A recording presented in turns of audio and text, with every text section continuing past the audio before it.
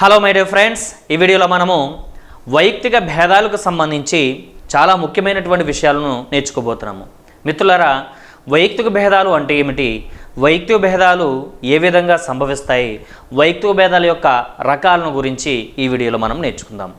Oxygen అనే వాయువు పదార్థాలను మండిస్తుంది అనే విషయం మనకి తెలుసు.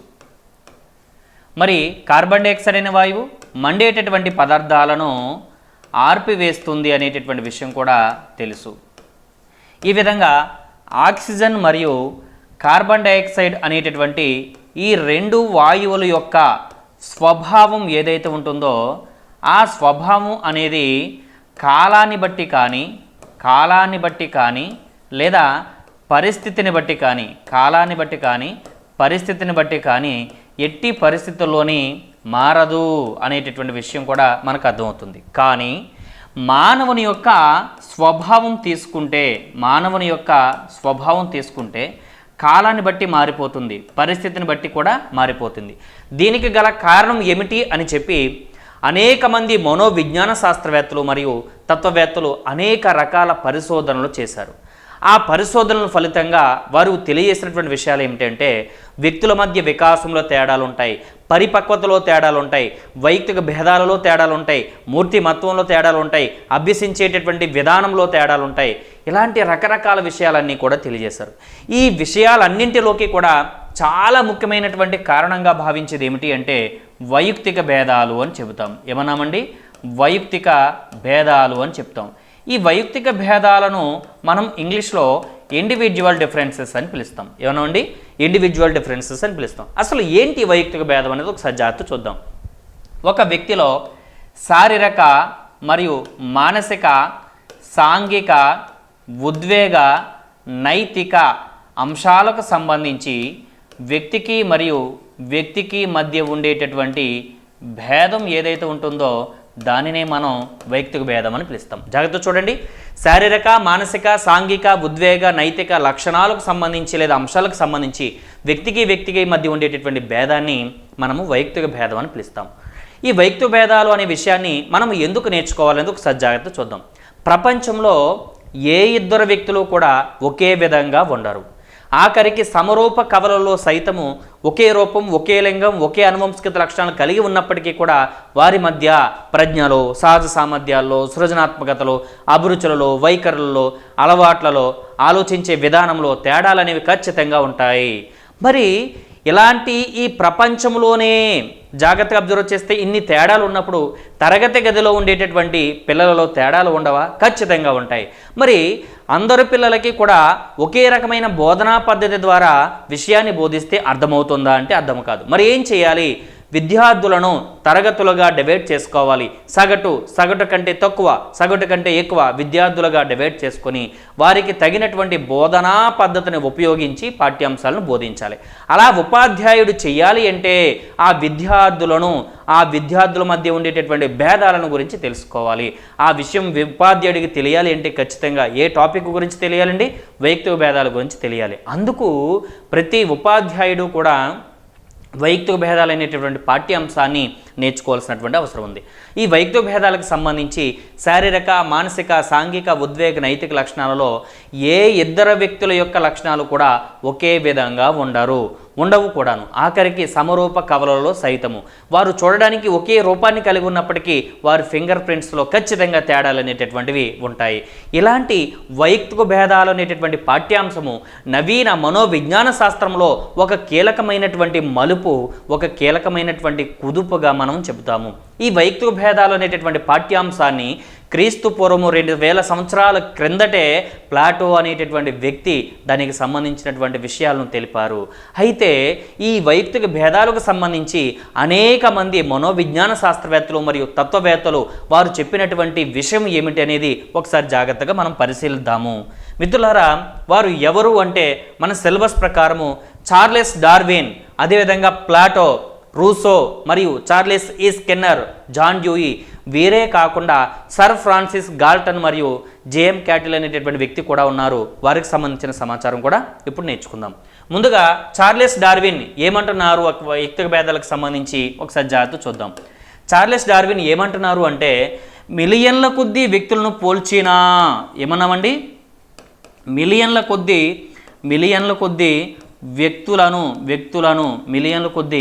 వ్యక్తులను పోల్చిన ఖచ్చితంగా వారి మధ్య వైయక్తిక భేదాలు అనేటటువంటివి కనబడతాయి అనే విషయాన్ని తెలిపారు. వారి మధ్య వైయక్తిక భేదాలు కనబడతాయని చెప్పారు. కాబట్టి ఈ చార్లెస్ డార్విన్ చెప్పినటువంటి ఈ స్టేట్మెంట్లో వైయక్తిక భేదాలు అనేటటువంటి విషయం మనకి చాలా స్పష్టంగా కనిపిస్తుంది. మిలియన్ల కొద్దీ వ్యక్తులను పోల్చినప్పటికీ కూడా వారి మధ్య ఖచ్చితంగా వైయక్తిక భేదాలు ఉంటాయనే విషయాన్ని తెలిపారు చార్లెస్ డార్విన్. నెక్స్ట్ ప్లాటో రచించినటువంటి గ్రంథము పేరేంటి? ఇది చాలా ఫేమస్ గ్రంథంగా మనం చెప్తాము. దానిని మనం రిపబ్లిక్ అని పిలుస్తాము. ఇతను భావవాదం ఏమన్నామండి?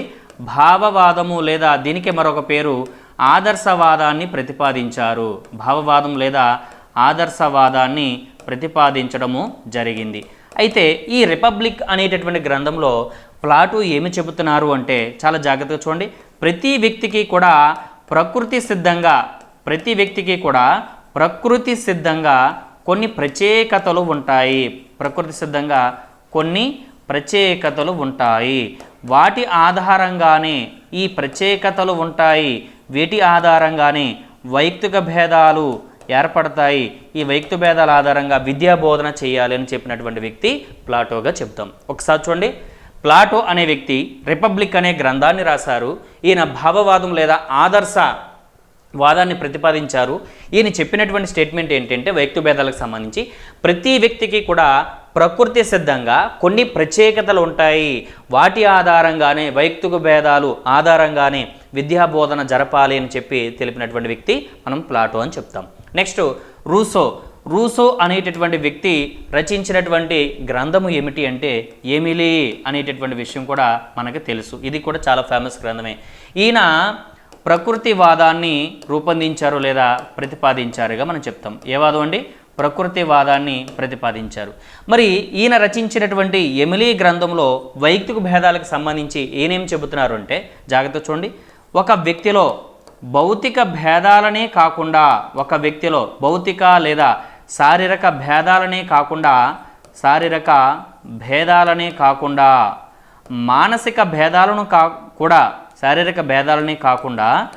మానసిక భేదాలను కూడా ఏ భేదాలండి? మానసిక భేదాలను కూడా దృష్టిలో పెట్టుకొని విద్యా బోధన జరపాలి అనేటటువంటి విషయాన్ని తెలిపారు.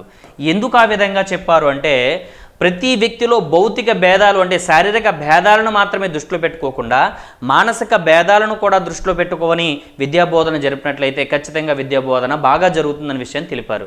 అయితే ఈయన చెప్పినటువంటి విషయం కూడా వైయక్తిక భేదాలను మరి విషయం తెలియజేస్తుందనే స్టేట్మెంట్ కూడా మనకు అర్థమవుతుంది. నెక్స్ట్ చార్లెస్ ఈ స్కిన్నర్ ఈయన ఏమంటున్నారు అంటే మాపనము చేయగల ఏ మూర్తిమత్వ అంశమైనా సరే మాపనం చేయగల ఏ మూర్తిమత్వ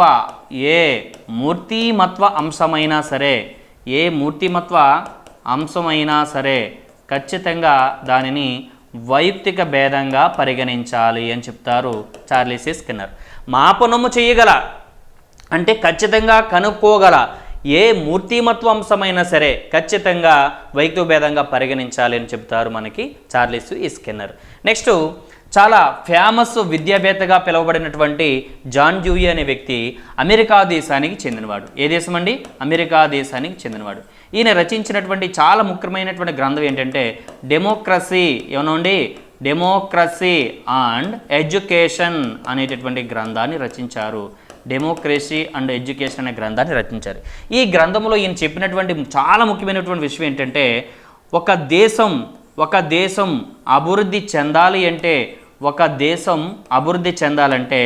తరగతి గదిలో ఉన్నటువంటి విద్యార్థులకు వైయక్తిక భేదాలకు అనుగుణంగా వైయక్తిక భేదాలకు అనుగుణంగా విద్యాబోధన జరపాలి అని చెప్పి తెలిపారు జాన్ డ్యూయి. ఒక దేశం అభివృద్ధి చెందాలి అంటే ఖచ్చితంగా తరగతి గదిలో ఉన్న విద్యార్థులకు వైయక్తిక భేదాల ఆధారంగానే విద్యాబోధన జరపాలి, తద్వారానే దేశం అభివృద్ధి చెందుతుందనే విషయాన్ని డెమోక్రసీ అండ్ ఎడ్యుకేషన్ అనేటటువంటి గ్రంథంలో తెలపడం జరిగింది. అయితే ఇలాగా మనకి స్టేట్మెంట్స్ను అడిగి కూడా మనకి క్వశ్చన్స్ రూపంలో రావడానికి అవకాశం ఉంటుంది. కాబట్టి దీన్ని షార్ట్కట్లో ఎలా గుర్తుపెట్టుకోవాలన్నది కూడా చూద్దాం. ఒకసారి చూడండి, చార్లెస్ డార్విన్ ఈయన ఏమంటున్నాడండి, మిలియన్ల కొద్దీ డార్విన్, మిలియన్ల కొద్దీ డాలర్లు అని గుర్తుపెట్టుకోండి. నెక్స్ట్ ప్లాటోలో పి ఉంది, ప్రతి వ్యక్తికి ప్రకృతి సిద్ధంగా కొన్ని ప్రత్యేకతలు ఉంటాయి కాబట్టి ప్లాటో ప్రాగా కూడా మనం గుర్తుపెట్టుకోవచ్చు. నెక్స్ట్ రూసో ఏమంటున్నాడంటే భౌతిక భేదాలనే కాకుండా శారీరక భేదాలను కూడా తీసుకోండి. ఎన్ని రకాల భేదాలు? 2 రకాల భేదాలు. ఇక్కడ ఎన్ని అక్షరాలు ఉన్నాయండి? 2 అక్షరాలు ఉన్నాయి కాబట్టి రూసో అనేటటువంటి విషయంగా కూడా మనం గుర్తుపెట్టుకోవచ్చు. నెక్స్ట్ చార్లెస్ ఈ స్కిన్నర్ మాపనం చేయగల అన్నాము. జాగ్రత్తగా చూడండి, అభ్యసన సిద్ధాంతాలలో మనకి కార్యసాధక నిబంధన సిద్ధాంతాన్ని ప్రతిపాదించింది బిఎఫ్ స్కిన్నర్. కానీ ఇక్కడ చార్లెస్ ఈ స్కిన్నర్, ఆయన వేరు ఈయన వేరు. జాగ్రత్త చూడండి, ఈ స్కిన్నర్ అనే వ్యక్తి మాపనం చేయగల ఏ మూర్తిమత్వాంశం అని అన్నారు కాబట్టి స్కిన్నర్ మాపనంగా గుర్తుపెట్టుకుంటాం. ఏమనండి, స్కిన్నర్ మాపనం అనేటటువంటి పదముని సంసర్గం ఏర్పరిచి గుర్తుపెట్టుకుంటాం. నెక్స్ట్ జాన్ డ్యూయి అంటే మనకి దేశాభివృద్ధి అనేటటువంటి పదంతో మనం చాలా సులభంగా వీటిని గుర్తించుకోవచ్చు. మిత్రులారా, ఈ మనోవిజ్ఞాన శాస్త్రవేత్తలు మరియు తత్వవేత్తలు చెప్పినటువంటివి వైయక్తిక భేదాలకు సంబంధించినటువంటి వారి యొక్క అభిప్రాయాలు అయితే, ఈ అభిప్రాయాలన్నింటినీ క్రోడీకరించి వాటిని అవగాహన చేసుకొని శాస్త్రీయమైనటువంటి పద్ధతిలో వైయక్తిక భేదాలను సంబంధించి ఒక శాస్త్రీయమైనటువంటి గ్రంథాన్ని రచించినటువంటి వ్యక్తి మరియు దాని మీద విస్తృతమైనటువంటి పరిశోధనలు చేసినటువంటి వ్యక్తి ఎవరు అంటే సర్ ఫ్రాన్సిస్ గాల్టన్. ఇతను బ్రిటన్ దేశానికి చెందినటువంటి ఒక రాజవంశీకుల కుటుంబంలో జన్మించడం జరిగింది. బ్రిటన్ దేశానికి చెందిన రాజవంశీకుల కుటుంబంలో జన్మించారు సర్ ఫ్రాన్సిస్ గాల్టన్. అయితే ఈయన యొక్క ప్రత్యేకత ఏమిటంటే బాగా డబ్బున్నవాడు కావడం వలన మానవమితి ప్రయోగశాలను స్థాపించుకున్నాడు. సొంతంగా మానవమితి ప్రయోగశాలను స్థాపించుకున్నారు. మానవమితి ప్రయోగశాలను ఆంథ్రోపోమెట్రిక్ ల్యాబొరేటరీ అని పిలుస్తాము. మానవమితి ప్రయోగశాలలో అనేక మంది వ్యక్తులను ఆధారంగా చేసుకొని వారికి ఆత్మావలోకన పద్ధతిని, ఏ పద్ధతి అండి? ఆత్మావలోకన పద్ధతిని ఉపయోగించి వ్యక్తుల మధ్య వైయక్తిక భేదాలు ఉంటాయి అనేటటువంటి విషయాన్ని శాస్త్రీయంగా నిరూపణ చేశారు సర్ ఫ్రాన్సిస్ గాల్టన్. చూడండి, మానవమితి ప్రయోగశాలను స్థాపించుకున్నారు. అది ఒక ఆంథ్రోపోమెట్రిక్ ల్యాబొరేటరీ అని పిలుస్తాం. అదేవిధంగా ఆయన ఆ ల్యాబొరేటరీలో ఆత్మావలోకన పద్ధతిని ఉపయోగించారు. ఆత్మావలోకన పద్ధతి అంటే ఒక విధంగా ఇంట్రోస్పెక్షన్ మెథడ్ అని చెప్తాం. ఒక వ్యక్తి తన అనుభూతులను తనకు తానుగా పరీక్షించుకునేటటువంటి పద్ధతిని ఆత్మావలోకన పద్ధతి అని పిలుస్తాం. ఇలాగా అనేక వ్యక్తులను ఉపయోగించి ఆత్మావలోకన పద్ధతి ద్వారా వైయక్తిక భేదాలు ఉంటాయని తెలిపారు. అయితే ఈ వైయక్తిక భేదాలు ఉంటాయని తెలపడానికి సంబంధించి ఆ విషయాలన్నింటినీ కూడా క్రోడీకరించి రాసినటువంటి గ్రంథమే యాన్ ఎంక్వైరీ. ఏమన్నామండి? An enquiry into human human faculty and its development అనేటటువంటి ఒక అద్భుతమైనటువంటి గ్రంథాన్ని రాశారు. ఈ గ్రంథము 1883 సంవత్సరంలో ప్రచురించబడిందిగా మనం చెప్తాం. అయితే ఈయన బ్రిటన్ దేశంలో ఒక విచిత్రమైనటువంటి స్టేట్మెంట్ని ఇవ్వడం జరిగింది.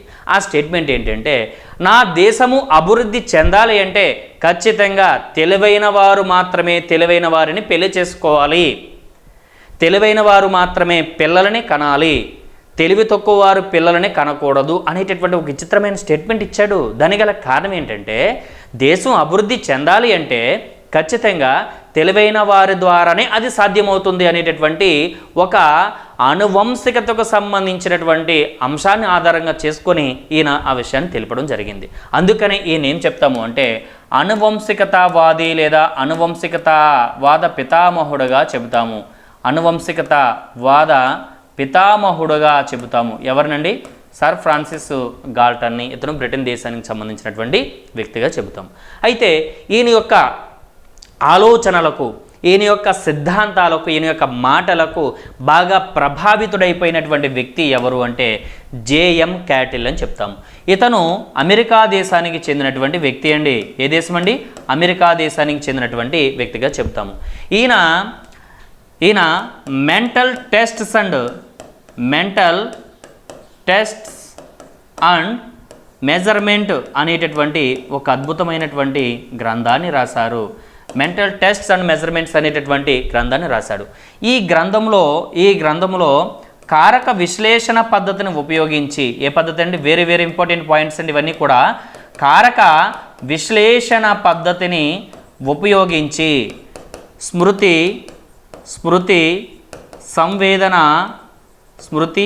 సంవేదన మరియు ప్రతిచర్య కాలాలపై విస్తృతమైనటువంటి పరిశోధనలు చేసి వైయక్తిక భేదాలు ఖచ్చితంగా వ్యక్తుల మధ్య ఉంటాయనేటటువంటి స్టేట్మెంట్ని ఇవ్వడం చేశారు మనకి జేఎం క్యాటిల్ అనమాట. ఆయన రచించినటువంటి గ్రంథం ఏంటండి? మెంటల్ టెస్ట్స్ అండ్ మెజర్మెంట్స్ అని చెప్తాం. ఏ పద్ధతిని ఉపయోగించారు? కారక విశ్లేషణ పద్ధతిని ఉపయోగించారు. అంటే కారకాలను విడగొట్టే పద్ధతి. స్మృతి, సంవేదన, ప్రతిచర్య కాలాలు వంటి ప్రతి చైనాలను తీసుకొని, అంటే శాంపుల్స్ని తీసుకొని వ్యక్తుల మధ్య ఖచ్చితంగా వైయక్తిక భేదాలు ఉంటాయని విషయాన్ని మనకి తెలపడం జరిగింది.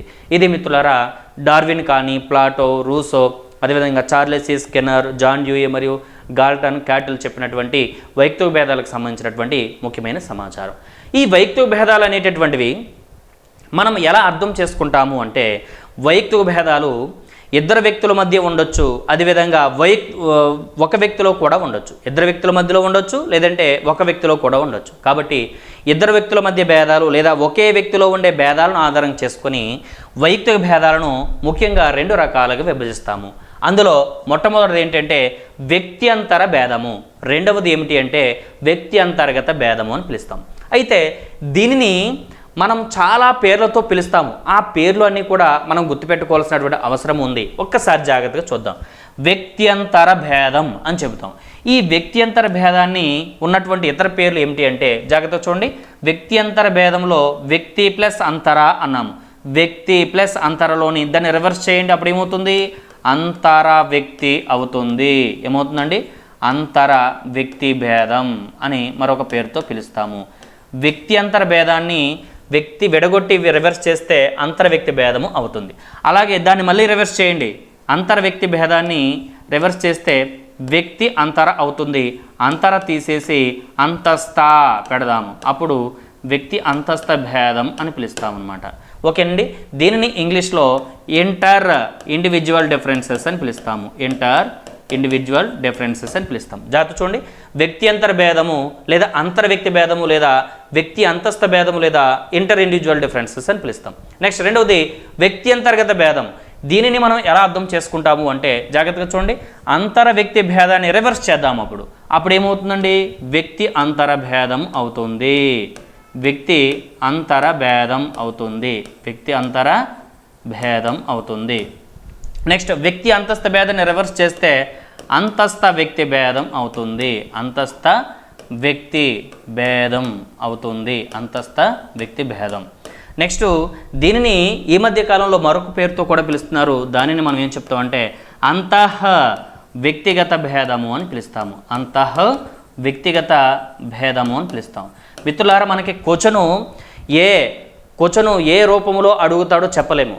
ఆ క్వశ్చన్స్కి ఇచ్చినటువంటి ఆప్షన్స్లో ఎలాంటి పదాలను దేనిని అడుగుతాడో కూడా మనం చెప్పలేము. మనం సింపుల్గా వ్యక్త్యంతర భేదం, వ్యక్త్యంతర్గత భేదం అనేటటువంటి 2 పదాలను తెలుసుకుని వెళ్ళిపోతారు. కానీ ఆప్షన్స్లో ఇవి కనిపించేసరికి మీరు కన్ఫ్యూజ్ అవుతారు. అలాంటి కన్ఫ్యూజన్ రాకుండా ఉండాలి అంటే ఖచ్చితంగా మనం దీని యొక్క డిఫరెన్స్ ఏంటి అనేది తెలుసుకోవాలి. ఎలా రాస్తానో మీ అందరికీ అర్థమైంది కదా. దీనిని విడగొట్టి రివర్స్ చేస్తే ఎలా వచ్చింది, దీనిని రివర్స్ చేస్తే ఇది వచ్చింది. సరే, నాకు ఇవన్నీ కూడా కన్ఫ్యూజ్గా ఉన్నాయి, దీన్ని ఎలా గుర్తుపెట్టుకోవాలి అంటే సింపుల్. ఏమిటి అంటే జాగ్రత్తగా చూడండి. వ్యక్త్యంతర భేదము అనేటటువంటి దాన్ని ఇంటర్ ఇండివిజువల్ డిఫరెన్సెస్ అని పిలుస్తాం కదా. వ్యక్త్యంతర్గత భేదాన్ని ఏమన్నామండి? ఇంట్రా ఇండివిజువల్ డిఫరెన్సెస్ అని పిలుస్తాం. ఇచ్చినటువంటి క్వశ్చన్ అనేది ఇంగ్లీష్ మరియు తెలుగు 2 లాంగ్వేజ్లో ఉంటుంది కాబట్టి ఒకవేళ మనకి తెలుగు పదాలు అర్థం కాకపోతే ఇంగ్లీష్ పదాలను ఆధారం చేసుకొని కూడా మనం అర్థం చేసుకోవచ్చు. ఇంటర్ ఇండివిజువల్ డిఫరెన్సెస్ అంటే వ్యక్త్యంతర భేదం అని, ఇంట్రా ఇండివిజువల్ డిఫరెన్సెస్ అంటే వ్యక్తి అంతర్గత భేదం అనే విషయంగా మనం గుర్తుపెట్టుకోవాలి. అసలు ఏంటి దీని యొక్క అర్థం ఏంటి అనేది ఒకసారి జాగ్రత్తగా మనం ఇప్పుడు చూద్దాం. ముందుగా వ్యక్తి అంతర భేదం, దీన్ని ఇంగ్లీష్లో ఏమన్నామండి? ఇంటర్ ఇండివిజువల్ డిఫరెన్సెస్ అని పిలుస్తాం. వ్యక్తి అంతర్గత భేదాన్ని ఇంట్రా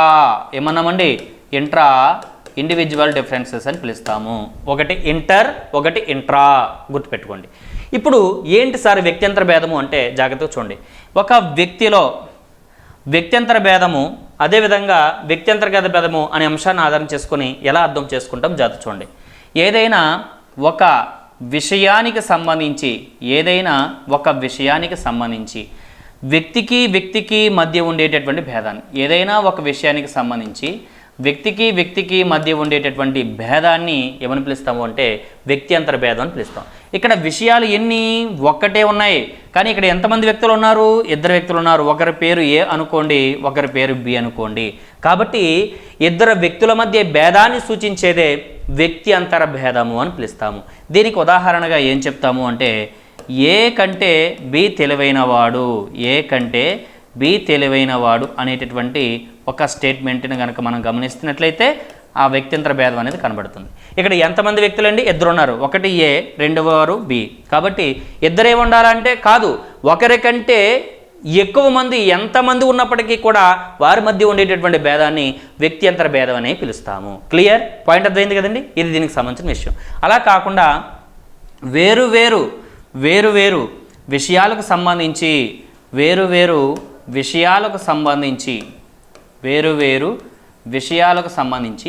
ఒకే వ్యక్తిలో ఉండేటటువంటి భేదాన్ని వ్యక్తి అంతర్గత భేదం అని పిలుస్తాము. అంటే దీన్ని ఎలా అర్థం చేసుకుంటామంటే ఏకు తెలుగులో మంచి మార్కులు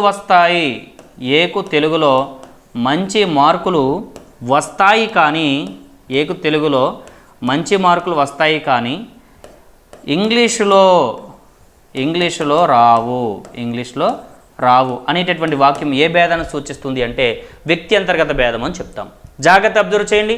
ఈ స్టేట్మెంట్లో 2 వ్యక్తులు కనబడుతున్నారు, ఈ స్టేట్మెంట్లో ఒక్కరే కనబడుతున్నారు. ఇక్కడ విషయాలు అనేది గుర్తుపెట్టుకోవద్దు, వ్యక్తులు మాత్రమే గుర్తుపెట్టుకోండి. ఇచ్చిన స్టేట్మెంట్లో 2 వ్యక్తులు కనుక మనం కనిపించినట్లయితే వ్యక్త్యంతర భేదము. అలా కాకుండా ఇచ్చినటువంటి స్టేట్మెంట్లో ఒక్కరు మాత్రమే కనబడ్డాడు అంటే అది ఖచ్చితంగా వ్యక్త్యంతర్గత భేదంగా మీరు గమనించాలి. అయితే మరి కొన్ని ప్రత్యేకమైన సందర్భాలలో మనల్ని బోల్తా కొట్టించేటటువంటి ప్రశ్నలు కూడా తయారు చేస్తాడు ఎగ్జామినర్. అదేంటో ఒక్కసారి జాగ్రత్తగా చూద్దాం. రమ్య అద్భుతంగా వంటలు చేస్తుంది, లేదా రమ్య వంటలు బాగా చేస్తుంది. రమ్య వంటలు బాగా చేసింది అనుకుందాం. ఫర్ ఎగ్జాంపుల్ రమ్య వంటలు బాగా చేసింది అన్నాం. ఇక్కడ రమ్య అనేటటువంటిది ఒక అమ్మాయే కనబడుతుంది, కానీ మరి 2 వ్యక్తులు లేరు. అది వ్యక్త్యంతర భేదం ఎందుకు అవుతుంది అన్నదే పాయింట్. జాగ్రత్తగా చూడండి. రమ్య వంటలు బాగా చేసింది అంటే బాగా చేయనటువంటి వంట కూడా మనం తిన్నామని అర్థం. అంటే రమ్యతో పాటు ఇక్కడ అనేక మంది వ్యక్తులు వంటలు చేశారని అర్థం. పాయింట్ అర్థమవుతుందండి. కాబట్టి ఇక్కడ ఇచ్చినటువంటి స్టేట్మెంట్లోని ఇక్కడ 2 వ్యక్తులు ఉంటే ఖచ్చితంగా అది వ్యక్త్యంతర భేదమే, ఒక్కడే ఉంటే వ్యక్త్యంతర్గత భేదమే. కానీ ఇలాంటి స్టేట్మెంట్ను కూడా మనం జాగ్రత్త అబ్జర్వ్ చేయాలి. రమ్య వంటలు బాగా చేసింది అంటే చేయని వంటలు కూడా, అంటే బాగా చేయలేనటువంటి వంటలు కూడా వేరే వాళ్ళు చేశారని అర్థం. కాబట్టి వారికి వీరికి మధ్య భేదం సూచిస్తుంది, కాబట్టి అది వ్యక్త్యంతర భేదంగా మనం చెబుతాము. దీనిని మనం ఎలా అర్థం చేసుకుంటాము? రమ్య వంట బాగా చేస్తుంది,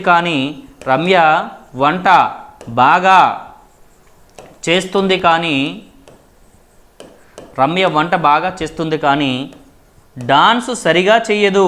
ఏమన్నామండి? డాన్సు సరిగా చెయ్యదు అనేటటువంటి వాక్యములో మనకి ఒక్కరే కనబడుతున్నారు. రమ్య అనేటటువంటి అమ్మాయి ఒక్కరితే కనబడుతుంది. కాబట్టి ఈ విధంగా ఒక వ్యక్తిలో ఉండేటటువంటి భేదాన్ని వ్యక్త్యంతర్గత భేదం అని పిలుస్తాము. 2 వ్యక్తులు కనబడితే వ్యక్త్యంతర భేదము. అలా కాకుండా ఒక వ్యక్తి మాత్రమే కనబడితే అదేమోని వ్యక్త్యంతర్గత భేదము. ఒకవేళ కొన్ని ప్రత్యేకమైన సందర్భాలలో ఇలాంటి స్టేట్మెంట్లు కూడా ఇస్తూ ఉంటారు. శ్రీనివాస రామానుజన్ అనేటటువంటి వ్యక్తికి మ్యాథమెటిక్స్లో వచ్చినన్ని మార్కులు మిగతా సబ్జెక్టులలో వచ్చేవి కావు అనే వాక్యం దేనిని సూచిస్తుంది అని అడిగినప్పుడు అది ఖచ్చితంగా ఎంతమంది వ్యక్తులు ఉన్నారండి? అది ఒకడే వ్యక్తి కాబట్టి వ్యక్తి అంతర్గత భేదం అని పిలుస్తాం. అలా కాకుండా జాగ్రత్తగా అబ్జర్వ్ చేయండి. విశ్వనాథన్ ఆనంద్ భారతదేశ చదరంగ క్రీడాకారులలోకెల్లా అత్యంత ప్రతిభావంతుడు అన్నాం అనుకోండి. భారతదేశ చదరంగ క్రీడాకారులలోకెల్లా అన్నాము అంటే అందరు వ్యక్తులను తీసుకున్నాం కాబట్టి అది వ్యక్తుల మధ్య అయ్యేటటువంటి భేదం కాబట్టి దాన్ని ఏం చెప్తామండి? వ్యక్తి అంతర భేదంగా మనము అభివర్ణిస్తాము. ఓకేనండి, ఈ విధంగా మనం అర్థం చేసుకున్నాం కదా. దీనికి సంబంధించి ఒక అద్భుతమైనటువంటి ప్రశ్న కూడా మనం ఒకసారి డిస్కస్ చేద్దాం. శివపల్లి అనే వ్యక్తి యొక్క చేతిరాత బాగుంటుంది, కానీ అతని యొక్క ఆంగ్లంలో నిష్పాదన చాలా తక్కువగా ఉంటుంది లేదా సగటుగా ఉంటుంది. మొత్తం మీద ఏది ఏమైనప్పటికీ కూడా అతని యొక్క స్నేహితులతో పోలిస్తే, తరగతి గదిలో ఉన్నటువంటి స్నేహితులతో పోలిస్తే అతని యొక్క నిష్పాదన బాగుంటుంది అనేటటువంటి వాక్యాన్ని సూచించేటటువంటి భేదం ఈ క్రింది వారిలో ఏది అని అడిగాడు. దానిలో వ్యక్త్యంతర భేదం అవుతుందా, వ్యక్త్యంతర్గత భేదం అవుతుందా, వ్యక్త్యంతర్గత భేదం అవుతుందా, లేదా వ్యక్త్యంతర్గత వ్యక్త్యంతర భేదం అవుతుందా అనే విషయాన్ని ఇప్పుడు మనం ఐడెంటిఫై చేయాలి. మిత్రులారా, ఇలాంటి ప్రశ్నలు అడిగినప్పుడు మనం ఆన్సర్ చేయాలి అంటే ముందు స్టేట్మెంట్ని 1-2 సార్లు బాగా చదవాలి. అదొకసారి చూద్దాం. శివపల్లి అనేటటువంటి వ్యక్తి ఇక్కడ ఎంతమంది అండి? ఒకడే. చేతి రాత బాగుంటుంది, అది ఒక విషయము. నెక్స్ట్, కానీ ఆంగ్లంలో అతని యొక్క నిష్పాదన సగటుగా ఉంది అన్నాడు. కాబట్టి ఒకే వ్యక్తిలో ఉండేటటువంటి భేదాలను ఏం చెప్తామండి? వ్యక్త్యంతర్గత. ఏమన్నామండి? వ్యక్త్యంతర్గత అని పిలుస్తాము. తర్వాత ఏంటి? స్టేట్మెంట్ ఇంకా పూర్తవలే, ఇక్కడ వరకు రాసాము. సగటుగా ఉంటుంది అంటే వ్యక్త్యంతర్గతను ఫైండ్ అవుట్ చేసాం. మొత్తం మీద ఏది అయినప్పటికీ కూడా తరగతి గదిలో అతని స్నేహితులతో పోలిస్తే మొత్తం మీద అతని యొక్క నిష్పాదన బాగుంటుంది అంటే ఇక్కడ ఈ వ్యక్తికి, శివపల్లి అనేటటువంటి వ్యక్తితో పాటు అతని యొక్క స్నేహితులను కూడా తీసుకొస్తే వారందరితో పోలిస్తే వారి యొక్క నిష్పాదన చాలా బాగుంటుందనే విషయాన్ని కూడా తెలపడం జరిగింది. దీన్ని ఏం చెప్తామండి?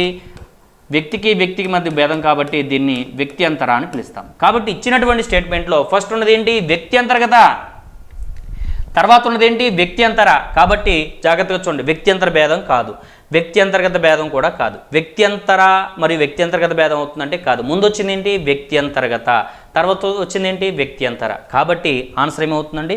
4 అవుతుందిగా మనం గమనించాలి. ఈ విధంగా ఇచ్చిన స్టేట్మెంట్లో ఇద్దరు వ్యక్తులు కనిపిస్తే వ్యక్త్యంతర భేదం అని, ఒక్కరే కనబడితే వ్యక్త్యంతర్గత భేదంగా మనం గుర్తించాలి. ఓకేనండి. మరి ఈ వైయక్తిక భేదాలు ఎందుకు సంభవిస్తున్నాయి, ఆ వైయక్తిక భేదాలు వేటిలో కనబడతాయి అనేటటువంటి విషయాన్ని కూడా ఒకసారి జాగ్రత్తగా ఐడెంటిఫై చేద్దాం. వైయక్తిక భేదాలు అంటే ఇప్పటివరకు ఏం నేర్చుకున్నాము? ఒక వ్యక్తిలో ఉండే భేదాలు లేదా వ్యక్తికి మధ్య ఉండే భేదాలని చెప్పాం. కాబట్టి దీనికి గల కారణాలు ఏమిటి అంటే ముఖ్యంగా 2 కారణాలు ఉంటాయండి. ఒకటి అనువంశికత. ఒకటోది ఏంటండి? అనువంశికత. దీనిని మనము ఇంగ్లీష్లో హెరిడిటీ అని పిలుస్తాము. నెక్స్ట్ రెండవది ఏమిటి అంటే పరిసరాలు. రెండవది ఏంటండి? పరిసరాలు. దీనిని మనము ఎన్విరాన్మెంట్స్ అని పిలుస్తాం. అసలు అనువంశికత యొక్క పాత్ర వైయక్తిక భేదాలకి 50% అయితే పరిసరాల యొక్క పాత్ర 50%గా నిలుస్తుంది. జాగ్రత్త అబ్జర్వ్ చేయండి. అనువంశికత అనేటటువంటి పదం యొక్క అర్థం ఏంటి అంటే మనము గత వీడియోలో కూడా నేర్చుకున్నాం. తల్లిదండ్రుల యొక్క లక్షణాలు తమ పిల్లలకు వారసత్వంగా రావడాన్ని సూచించేదే అనువంశికత.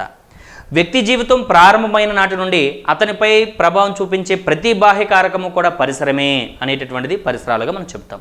అయితే వ్యక్తి యొక్క జీవితము అనువంశికతతో ప్రారంభమై పరిసరాలతో ముగుస్తుంది అనేటటువంటి విషయాన్ని కూడా మనం గత వీడియోలో నేర్చుకున్నాము. అయితే ఇక్కడ ముఖ్యమైనటువంటి సమాచారం ఏమిటంటే జాగ్రత్త చూడండి. అనువంశికతకి వైయక్తిక భేదాలకు మధ్య సంబంధం ఏంటి, పరిసరాలకి వైయక్తిక భేదాలకు మధ్య సంబంధం ఏంటో ఒకసారి జాగ్రత్త చూద్దాం. మన అందరి మొహాలు ఒకేలాగా లేవు. ఎందుకు? మన అందరి యొక్క సామర్థ్యాలు ఒకే రకంగా లేవు.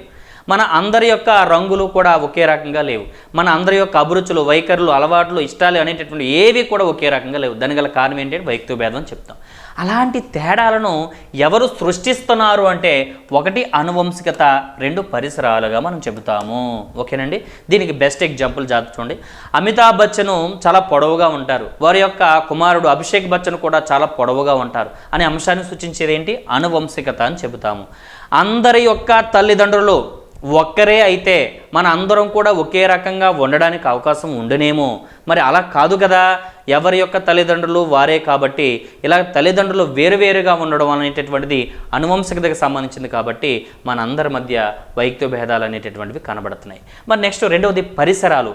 తరగతి గదిలో ఉండేటటువంటి పిల్లలకు సంబంధించినటువంటి విషయాలకు సంబంధిస్తే ఆర్థిక స్థితిగతులు కానీ, సామాజిక స్థితిగతులు కానీ, అదేవిధంగా మానసిక స్థితులు కానీ ఇలాంటివన్నీ కూడా మనం గమనించినట్లయితే అందరివి కూడా ఒకే రకంగా ఉండవు. దానికి గల కారణం ఏంటంటే పరిసరాలు.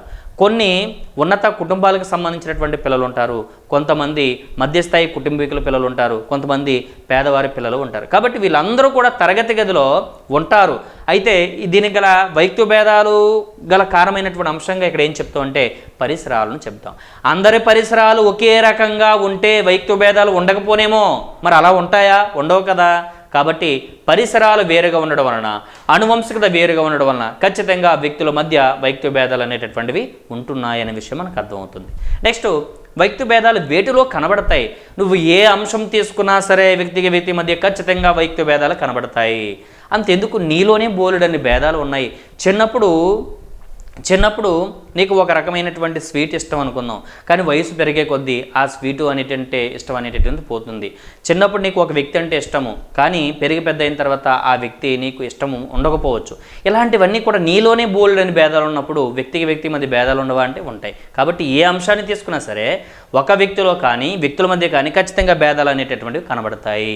అయితే మన సిలబస్ ప్రకారము వైయక్తిక భేదాలు కనిపించే ముఖ్యమైన అంశాలు ఏమిటి అంటే ముందుగా మనం మాట్లాడుకోవాల్సింది ఏంటంటే ప్రజ్ఞ అని చెప్తాం. ఏమన్నామండి? ప్రజ్ఞ.